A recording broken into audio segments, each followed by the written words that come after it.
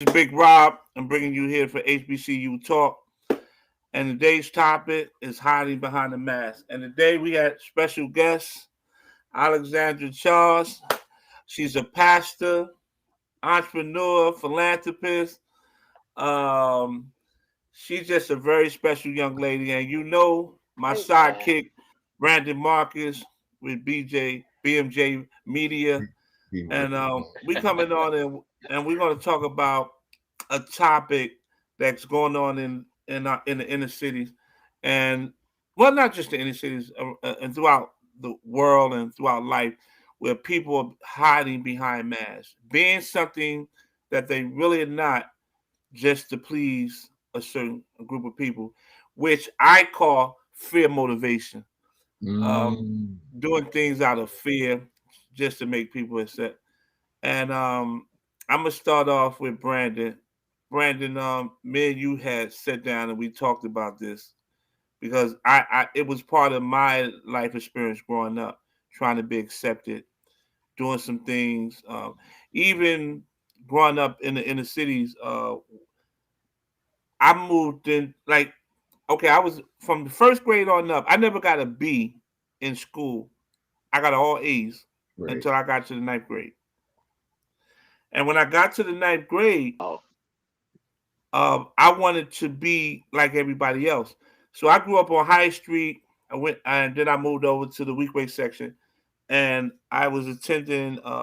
And my grandmother used to call me her genius, and I wound up watching everybody hustle, and I started doing it. And Mm, I come from a grandmother and a grandfather, father and mother who despised hustling, and I did it because I was just trying to be accepted mm, and wanted to be a part of the group. And I found out that a lot of the guys that was around me that was doing it, and the ones who were successful, was also smart yeah. and was very good in the classroom. But we veered into that lifestyle because we wanted to be accepted. And I read this, it was this word called osmosis. Like we do things based on how we see things that surround us, Right. and we respond to it. So when me and Brandon was having this conversation, and I was like, "Wow, we need to talk about this because this impact me." And listen, I'm a 54-year-old man, and I'm laughing out. I'm saying to myself, like, "Wow, imagine if somebody to pinpoint me hiding behind a mask, doing things like now, like last week conversation, Miss Charles, me and Brandon, we talked about wearing clothes, just dressing a certain way because we wanted to, why am I spending $1,000 for a pair of sneakers and the Nike make the best sneakers in the world and their highest pair of sneakers is $250, $300. But it was all about um, I think it was all about trying to be accepted, and and that was the conversation with. And Miss Charles, have you ever experienced anything in the sense of uh, hiding behind the mask and just wanted to be accepted growing up in your life? growing up, I had some positive parents. They always was telling me, "Hey, you could do it by yourself." I mean, I had cheerleaders, but I think alongside of the cheerleaders, you also have haters. You know what I'm saying? You started competing with your cousins, with your, what I'm saying, family members. You know what I'm saying? Even Wow, though you must know I my didn't have, family. yeah. You must know I my didn't have family. that much influence outside. It was mostly in the house. Like, parents compared you to other children. When they start comparing, so now your perception of what is, now you don't even want to tell your faults to your cousins because you felt like you had to take it up a notch because mama said, what I'm saying, you can't be like cousin John because cousin John does this and does that. And so now you're living behind a mask. You're doing the same thing cousin John is doing, but When you're in front of everybody, you wear a mask. You cover it up. And yet, you know that you could have been pulled out of this situation, or even, things like, kiss the bottle. I remember, we had that spin the bottle, kiss the boy, whatever the toy we played. And my mother always says, oh, we were from a little Christian home, so only loose girls play that. No, and daggone well, I was playing the same thing. But when we're front, we put on that mask like we're good Christian girls. You know what I'm saying? And these things could have been, I mean, thank God it didn't take it to the next level, but you don't know. It could have been like, hey, I have a, family member that's very promiscuous. Why? Because sex was never talked about in the house. So you wear a mask like you're always the holiest child ever. But then when you stepped outside, you were something else. And so this is what the stigma of the mask puts. So now you don't know who you are, because you've learned such a young age to put on a This is a mask for one reminder from thing, prayer and then times. come in the house, It is you're in the time for mask for Martha. another.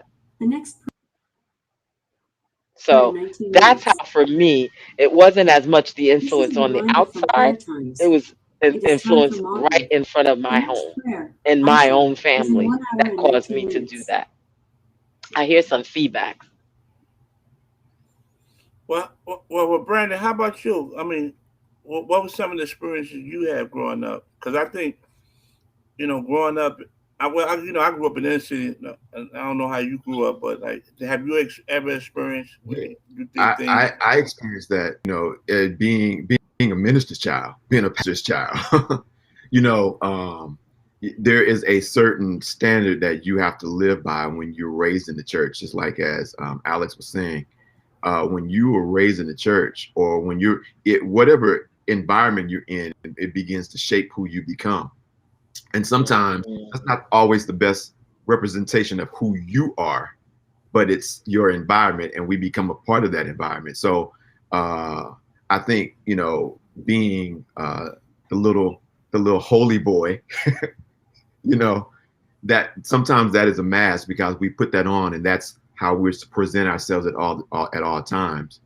But Amen. uh, and even though we're trying to live a holy life, sometimes that becomes the mask that we are. And we find that even within the church. And I want to deal with that, is that a lot of people are hiding behind the mask of being a Christian, being religious. And that doesn't define who you are as a person, but they allow that mask. And we do.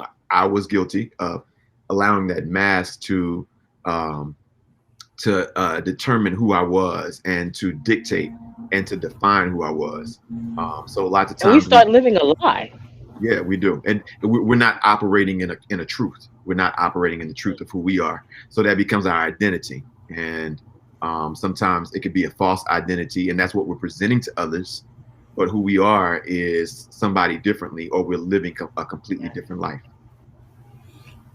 Right, and the crazy part, that, and you talked it from as being a Christian. Well, I'm gonna give it on the flip side. Me being a Muslim man, I had experienced that. Like, I'm gonna give you a prime example. I took my Shahada in 2000, no, 1995, Mhm. and I used to go to the masjid. And so I used to drink a glass of wine when I'd be at home. So, so one day, I was out. I was with the brothers, and I wanted to have a beer while we was eating. And they were like, brother, and I was like, so, so I didn't even ask for the beer. I was like, I ain't gonna drink no beer because I'm gonna get all this, I'm gonna get all this ruckus. So I was acting like I was the holy and not, like I was the, I was the, I was the best Muslim in the world. You know what I mean?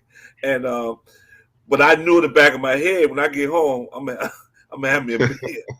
And and, and so now, so for example, I was working to I was working this weekend with my partner, and he's Muslim, so we're electricians. And the owner, we was working on the basement. The owner said, "Oh, you can have a beer too." And I'm at a point in my life, yeah, you got to set me where I'm at. You know what I mean? You gotta love me where I'm at, and Mhm. I'm gonna love you where you at. Right. And I said, yeah, I'm gonna have a beer. And my brother looked at me. I said, yo, stop looking at me like that, because I'm gonna have this beer. I'm like, you'd have got me a That's couple right. years ago. I'd have been not who I want to be. And so I grabbed two of them. So I grabbed two of them, and he started looking at me. And I said, brother, you got to stop looking at me like that. I'm not perfect. You know what I Right. mean? And but I like beer. I like a glass of wine once in a while when I'm out. Mhm. And I grew up as an adult experiencing it. And when I was in the church as a young child, um, I watched my sister, and she in the church she was holding it down, and my grandmother was holding it down when my grandmother would get home. She was like, "You better sit your goddamn ass down." And I used to be like, "Grandma, you're a Christian." Right. She's like, "I'm a Christian at church, right?" And I was like, "Oh, okay." Yeah. so, so my experience was watching not only myself but Right. my grandparents and my parents, Hmm.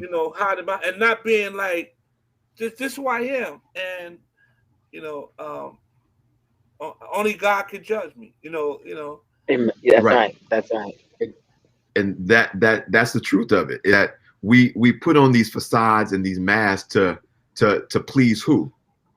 As if we know that we have our relationship with God and we are being fruitful. I always have to say that because it's important that for us to be who we are, we're supposed to be fruitful. We're supposed to be able to spread love, and love one another, and that's being fruitful. If we're doing positive things in the community, doing positive things, to our family, our friends, and we are what we call an upstanding citizen. I think that Mm-hmm. those are positive things, but this mask, it keeps us from being able to be who we truly are. And I think also, coming from a counseling perspective, people don't get healed from their ish because Ooh, they've worn the mask so ooh, long really? that they don't understand the process of it's okay to say I'm angry. Hmm. It's okay to say that I am mad, because they don't have that person. They don't have that problem where, no one is talking. Right, No one is there to hear them. No one is there to actually deal with their pain. So, guess what? We're at a point where people are not getting healed.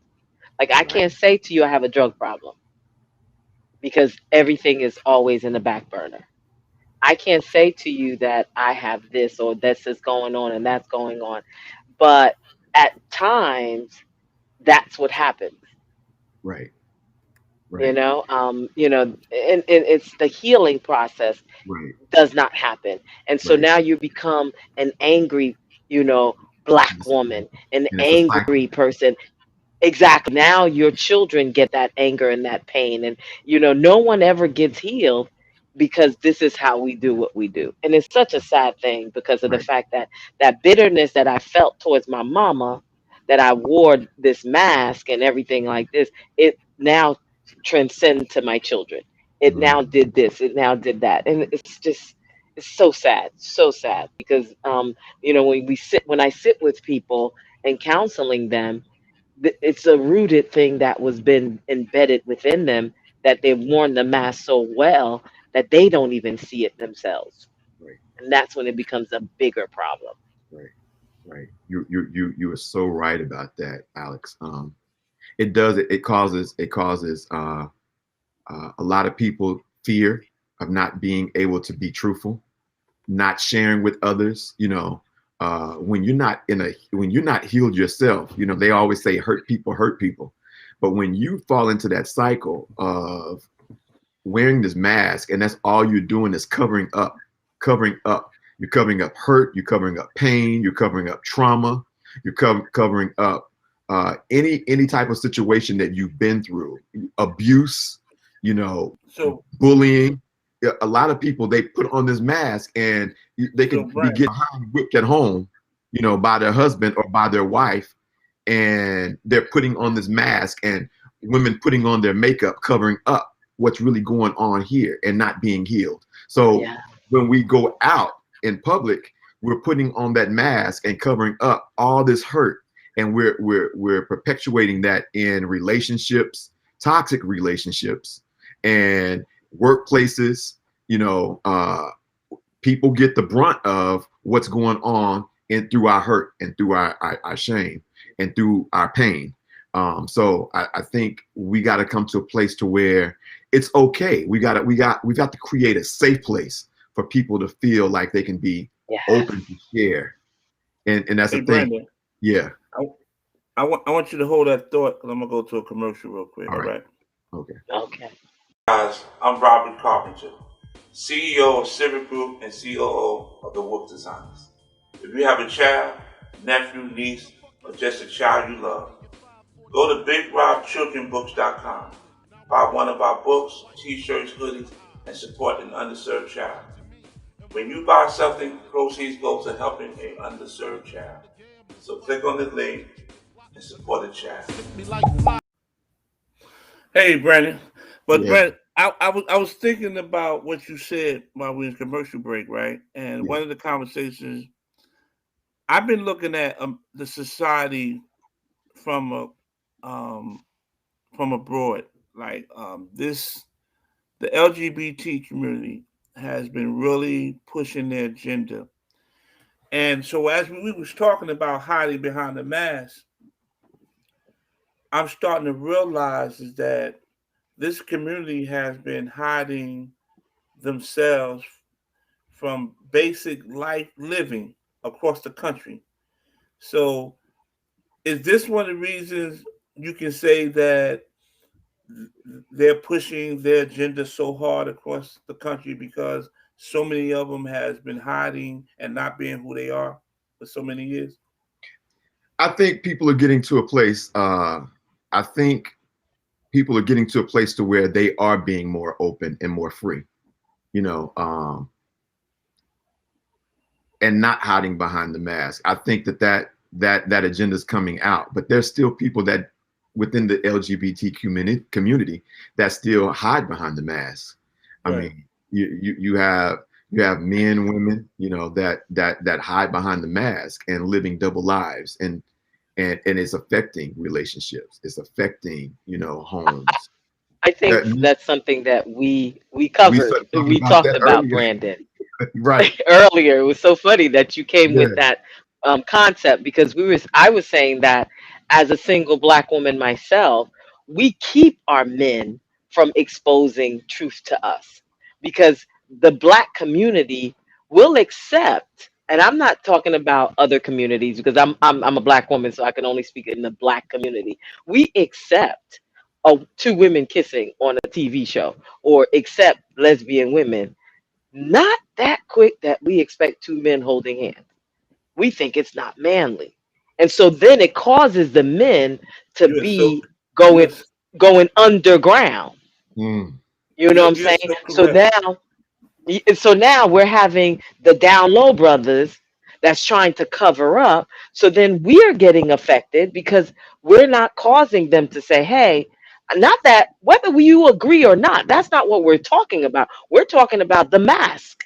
You don't give people opportunity to reveal themselves to you. So then you, like Brandon said, now you get into a relationship. How, let me tell you, I've met so many white folks that will tell me in a minute, well, I'm bisexual. And they tell you. They don't even wait for you to tell them. They tell you. right, But very rarely you hear black people say, I'm bisexual. Because it's not accepted within us the way it is accepted in other cultures. You know what I'm saying? So I think that sometimes we cause not, yes, there are their issues too, but we cause them to stay in that process because of where, we as black people have maintained that outlook. right. No, you know what? I had to start. You had hit on some points that I had to ask people to forgive me because when two women kiss on the television, right? To me, it's hot. Hmm. That's the hot. See, that's what I'm I'm saying. like, I'm That's like, that double standard. I'm Watch like, you yes, niggas. you know Y'all what I mean? fighting. But when two Mhm. guys kiss, I be like, Right. yo, turn that shit off. And excuse my language. And you're right. And the thing is that we're allowing these young gentlemen not to expose themselves to who they are. And regardless if I agree or disagree, I should allow Exactly. I should allow an individual to live his life. Right. And Exactly. I had to learn that in the Obama administration. He explained it that I may not agree with he said my life is about me marrying a woman. He said, but the his constitutional right is what he's fighting for allowing him to be who he chooses to be without somebody putting a gun to his head, taking his life, beating him down, ridiculing them, and exposing them to some of the stuff that I've seen the LGBT community, men and women, have been exposed to. And it took, and as a Muslim man, it took me a very, very, very long time to get. Me and Brandon had this conversation. About 8 9 years ago. Yeah, we did. Yeah. Um, and it was like we we had this conversation, and I had to grow up because when I was working and being an entrepreneur and we was doing business, we ran into gay men who had great personalities and was good people, Right. but I had to get over and say that's his life. That's not my life. And Right. I could still be his friend and I could still be cordial, respectful, and honorable to an individual. Because I've learned if you go to some of the cities, like I'm gonna take like Houston, you go to the Galleria area. It used to be the hood. Right. Well, that gay community made that hood look like like it's worth the apartments now are like $2 million, $1 million, because they went in there and they put a couple of flowers and so and some of our neighbors who got these they take like one of my neighbors, he take care of the grass and put flowers out, and I'd be like, yo, I said, and he be in there out there doing his thing, and you got to respect him, but he's bringing something to the community Right. without bringing harm to a person. You Right. just have to respect who he is. Right. I, So I had to learn. I had to learn how to just to respect that person. right. So I that's think my. I I get agree in with you. trouble out here with the my shit. That's Yeah. my. That's my. Yeah, Rob. That's That that's is my so my wing on it. It's just that we just have to respect people and honor people regardless if we agree or disagree. right. And I believe that like you were saying, when we get to that place to where we can respect somebody for just who they are, I think those masks begin to come down. You know, people begin to start operating in their truth. That's a safe place. When you get to a point, like you just said, when you get to a point to where when you got to the point to where you recognize that they're bringing value and they're not bothering you, they're not doing you any harm, but they are beautifying. When you allow people just to be who they are, you'll find the beauty in just who they are alone, and that's it. Yeah. And just to tag on to that, I think that we as human beings need to get to the point of acceptance first ourselves. That's the Right. problem. When Yeah. you have the mask that you wore it so well, Mhm, then mhm. you become judgmental. I tell folks, whenever you see people trying to control a situation, know that the spirit of fear is what holds them close. Right. And so I think that the main thing that people do is control, and when they're controlling in a situation or a person or whatever the atmosphere is that cause you to control, it makes me think, what are you fearful of? Mm. What is the thing that you are afraid of? Because control brings about fear. Oh, that's And that's so sometimes too, some people that come to that point of not accepting somebody else's identity are the main people that's living that double life. mm. It is. I Yeah. mean, it's. Let me tell you, sitting down with people and counseling people, you would be surprised Mm. with the people that have sexual issues. It may not be the same sex, but sexual issues that cause them not to accept other people and their sexual desires. So definitely, you have to look at why people are so fearful of certain things and why they're trying to control certain things is because they themselves are not comfortable of who they are and their own identity. So they Well, wear a mask and they expecting that to happen with other people. well, let me ask you this then. In the black community, I'm noticing that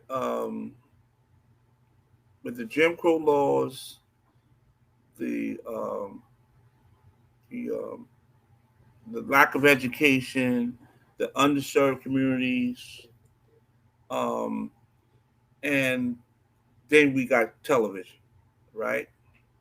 And we know television projects a message and an image to our community that this is how successful people live, right?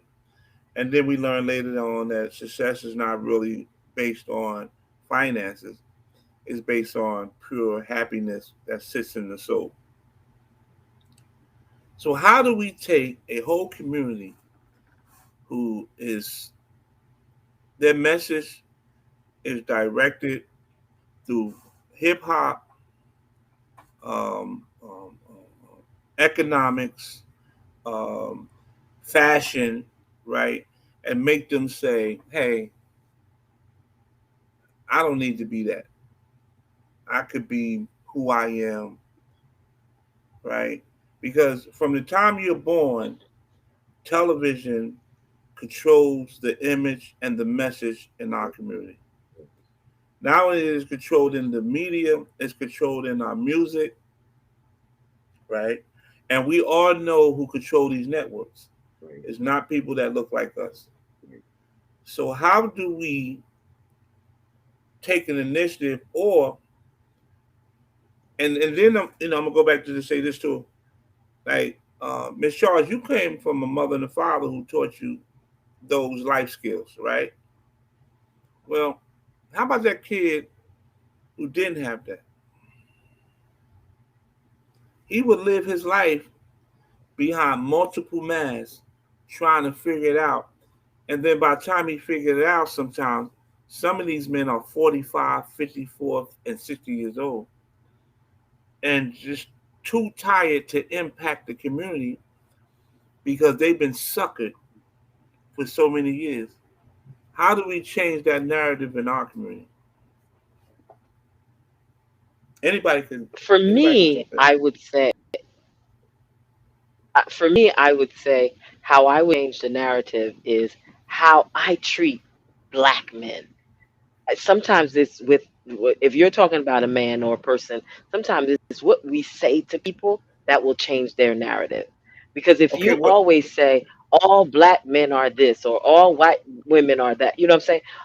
We change by how we have to first change ourselves. That's all I can do is change me first. what Go ahead, you're about to say something. what I was looking for. I'm gonna just tell you what I was looking for Okay. in this Hmm. question to the answer. I Okay. was looking to say I know that I have life skills, and I understand. I Hmm. was taught by a mother and a father and a grandfather and a great grandfather that listen, man, you're a carpenter. All my life, I was told you're a carpenter. That's my last name, Robert Carpenter. My uncle name is Robert Carpenter. My father name is Lester Carpenter. My other uncle name is William Carpenter and Benji Carpenter, Kurt Carpenter, and we was nothing but a bunch of carpenters. And we was taught that if you're a carpenter, you're gonna be somebody, right? But Okay. there's a black boy out there and a black girl out there who hasn't been told that. Right. And how do our community take on this task to make our young people say, "I'm somebody"? Right. and what are the things that we can put in place as a community to make those changes? Because I can. It's easy for me to say I can do it because my daughter, my 14-year-old, oh, she knows she's somebody. Because every Right. time I see her, and you know her, Brandon, Right. I tell her you are somebody, Definitely. and Definitely. she carries. If you look at this little 14-year-old girl, she carries herself because her father and her mother is saying you're somebody, Right. and That's her right. sister and her brother, and you know what I mean. So and Right. four, And but if you don't have that, right. I think it starts with but changing the content. And I would encourage my brothers and my sisters that are rappers to start speaking more positive because it starts there. When you hearing bitches and hoes and niggas and dogs and all this kind of stuff, that's what young people are listening to. And we have to change the message. As long as that dollar is out there and is being spent and is making people rich by shouting those things, it's not positive. A lot, and I'm not. There's nothing wrong with rap. Don't get me wrong. I'm not saying there's anything wrong with rap, but I think that the message that's being sent out is not positive, and it's causing our youth to continue to go in that cycle, and that's all that they see. If that's why they hide behind masks because they're not able to live out what's being presented in content that we watch and in content that we hear. So that's the kind of stuff that's feeding us. So when we get to a place to where we start changing the narrative, when we talk about changing the narrative, we got to go all the way out. That means changing the content and controlling the content. That means if we know that the people that's in charge is not mhm. our color, that's making that money available because they are when we stand up and we take a change and decide within our community to make a change and do it with one accord, we can't do nothing with in unity. We have to get to a place to where we're unified and where we have people that have that platform to say, hey, this is not positive and this is what this is creating. Is this what we want to continue? And it's creating a cycle. It's creating that cycle. So when we get to a point to where we create a place where it's safe to say, hey, what we're hearing is not good, and people not get upset because that's affecting their dollar and affecting their pockets and affecting the Maybach that they have or the Rolls Royce that they have in Beverly Hills or in Atlanta or in New York or wherever. That kind of stuff. When we get to a place to where we stop saying, hey, and when we get to a place to say enough is enough, then that will make some positive change. It might sound harsh and it might sound hard, but it's the reality of it. And It's like a drug dealer. conversations like this need to continue to be had, and it needs to expand far beyond a Rob, a Brandon, or an Alexandra. Yeah. I also want to say that we know until we take our dollar and circulate it back into the community and start controlling the message and the narrative in media, radio, and all those places, that we will have a hard time wrestling our young people minds away from the narrative that's being positioned out there in our community.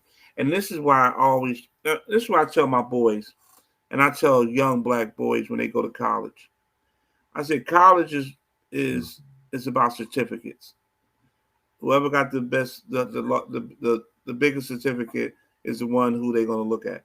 So if you got a BS degree, they're going to look at a guy with a master's degree. If you got a master's degree and a guy walks in with a doctorate degree, he's going to get more conversation than you get because he has the doctorate degree. And those are just three certificates of higher learning, right? Mhm. But the key factor I tell young black men is that, and girls, is to take that education, create the foundation of a job, and become very wealthy. Because I have yet to see a black activist change our community. I seen them get them up in uproar. I seen them have everybody running down the street and marching and screaming "Kumbaya," but I have yet to change the narrative, because when the storm calms, everything goes back to the same. Now look at George Floyd. George Floyd was set. They sat on his neck for 8 minutes or more, 9 minutes. Where's the storm? It done calmed down, and everybody went back to what? To just living their life. Right. And if when is the last time you thought about George Floyd? When somebody bring him up. So what I'm saying to black men and black women, that we have to become wealthy so we can put our money into institutions, and we can build institutions, create the message, and create the narrative. And so on that note, I'm gonna give Miss Charles an opportunity to say something to lead with the community, and then Brandon, I'm gonna let you say something, and then we're gonna end this for the night. And I ask everybody to tune in on Tuesdays at 7:30. Well, hopefully we can bring Miss Charles back, because I love her energy Yes. and the smile, and Thank you. Thank you. and and Brandon said I'm going. Brandon told me, he said you're gonna love her, and yeah, Oh, she thank just you. embraced Thank her you. with her charm. So Yeah. Miss Charles, if you want to say something to the listening community, what would you like to say in reference I would of like what to we say talked about? that, each one of us can make the difference. And we could start with first ourselves. Let's find out the mask that we hold so close to our faces. And let's deal with that first. And then we can look at somebody else, because we're so quick to point the finger at somebody else's mask, but we don't look at our own mask. So to start off, let's start off with our mask first. That's what I would leave with everyone. It's on you, Brandon. All right. Identity is important to everyone. I believe our identity is created when we're like 5. We begin to start coming into ourselves and who we are as a person. And those things in our environment, the references, the experiences around us, it shapes who we are. And sometimes we hide behind those masks. But I want to encourage my brothers and my sisters uh, to live in your truth, and begin to start speaking to someone that you can feel safe with. We need to really begin to start having those conversations, hard conversations, uh, and really being honest and being truthful to who we are, because our identity gives people authority and gives people access to our lives. So if you got to take the mask off if you want to have somebody that's really rooting for you. So my brothers and my sisters, continue to create positive content that is uplifting and that is empowering and that's inspiring and that's restoring to our community, because that's the only way we'll be able to get past the hurt and the trauma that we've gone through and live beyond the mask. All right, again, I like that. every Tuesday night we'll be coming here to HBCU talk, and you guys know me. Um, they call me Big Rob, and my initiative is to push the agenda to another level.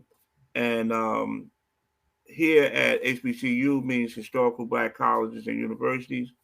And what I do is I travel around the country selling children books to raise money to support the 107 historical Black colleges across the country.